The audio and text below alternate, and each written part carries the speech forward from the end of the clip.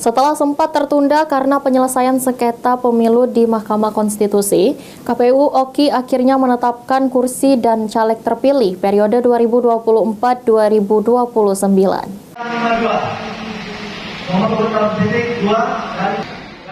Komisi Pemilihan Umum Kabupaten Ogan Komering Ilir akhirnya menetapkan kursi dan caleg terpilih DPRD OKI periode 2024-2029 melalui pleno di Aula Demokrasi KPU Ogan Komering Ilir.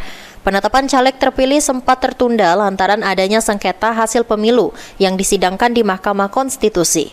Sebelumnya KPU OKI digugat oleh Partai Amanat Nasional ke MK terkait hasil perolehan suara DPRD OKI di Dapil 6. Namun akhirnya gugatan tersebut ditolak secara komprehensif. Ketua KPU OKI Muhammad Irsyan mengatakan adapun caleg terpilih yang sudah ditetapkan sebanyak 45 orang. Penetapan tersebut selanjutnya akan disampaikan pemberitahuan ke caleg terpilih dan diteruskan ke DPRD Kabupaten dan KPU Provinsi. Nama-nama yang sudah kita tetapkan tadi, nanti kita kasih salinannya ke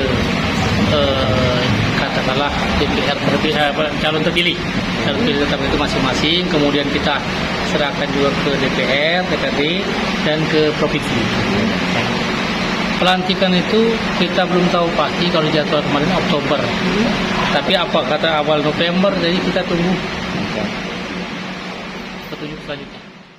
Mengenai jadwal pelantikan, para anggota Dewan KPU akan menyesuaikan dengan masa berakhirnya jabatan DPRD OKI periode 2019-2024 dan merupakan domain sekretariat DPRD OKI.